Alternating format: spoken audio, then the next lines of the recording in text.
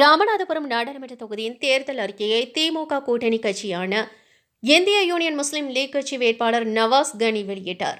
இந்திய கூட்டணியின் திமுக தலைமையிலான கூட்டணியில் ராமநாதபுரம் நாடாளுமன்ற தொகுதியில் போட்டியிடும் இந்திய யூனியன் முஸ்லீம் லீக் கட்சி சார்பில் ஏணி சின்னத்தில் போட்டியிடும் வேட்பாளர் கே நவாஸ் கனி 2024 தேர்தல் அறிக்கையை இந்திய யூனியன் முஸ்லீம் லீக் கட்சியின் மூத்த நிர்வாகிகளுடன் வெளியிட்டார்.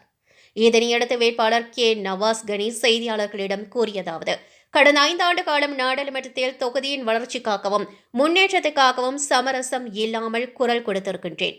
பாஜக அரசின் வஞ்சக பார்வையால் தமிழ்நாடு மட்டுமல்ல, ராமநாதபுரம் நாடாளுமன்ற தொகுதியும் பாதிக்கப்பட்டு இருக்கிறது. எதிர்க்கட்சியாக இருந்து தொடர்ந்து உழைத்த நான் வரும் நாடாளுமன்ற தேர்தலில் இந்தியா கூட்டணி ஆட்சி அமையும் போது ஆளும் கட்சியாக அமர்ந்து நம் தொகுதியின் வளர்ச்சிக்காகவும் முன்னேற்றத்துக்காகவும் தொடர்ந்து பாடுபடுவேன். இந்தியா கூட்டணி ஆட்சி அமையும் பொழுது கச்சத்தீவை மீட்கும் பொருட்டு தமிழக மீனவர்கள் கச்சத்தீவு பகுதியில் மீன் பிடிப்பதற்கு ஏதுவாக கச்சத்தீவை குத்தகைக்கு எடுக்கும் முயற்சியை மேற்கொள்வேன். இதோ ஸ்ரீலங்கன் ஃபிஷரிஸ் கார்ப்பரேஷன் அமைப்பை உருவாக்க பாடுபடுவேன். கிடப்பில் போடப்பட்டுள்ள சேது சமுத்திரம் திட்டம் மீண்டும் கொண்டு வருவதற்கு முயற்சிகள் மேற்கொள்ளப்படும் என்று தெரிவித்தார். கச்சத்தீவை மீட்கவும் அல்லது கச்சத்தீவு பகுதியில் தமிழ்நாடு மீனவர்கள் மீன் பிடிக்கக்கூடியவனும் நிரந்தர குத்தகைக்கு எடுக்கக்கூடிய ஒரு முயற்சி இந்தியா கூட்டணி ஆட்சிக்கு ரொம்ப நிச்சயமாக செய்யப்படும். தமிழ்நாடு இலங்கை மீனவர் பிரச்சனைக்கு நிரந்தர தீர்வு காணக்கூடிய வழியை இந்தோ ஸ்ரீலங்கன் ஃபிஷரிஸ் கார்ப்பரேஷன் அமைப்பை உருவாக்கவும் நடவடிக்கை எடுக்கப்படும்.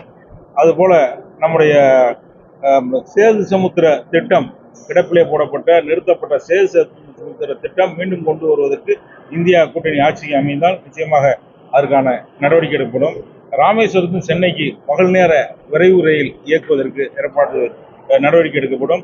கிடப்பிலே போடப்பட்ட ஏற்கனவே திட்ட மதிப்பீடெல்லாம் எடுக்கப்பட்ட காரைக்குடியிலிருந்து தூத்துக்குடி வரையிலான கிழக்கு கடற்கரை சாலையின் மார்க்கமாக செல்லக்கூடிய காரைக்குடி, தொண்டி, ராமநாதபுரம், கீழக்கரை, ஏர்வாடி, சாயல்குடி, வேம்பார் தூத்துக்குடி வரைக்கும் செல்லக்கூடிய அந்த ரயில்வே வழித்தடம் மீண்டும் அமைக்கப்பட நடவடிக்கை எடுக்கப்படும்.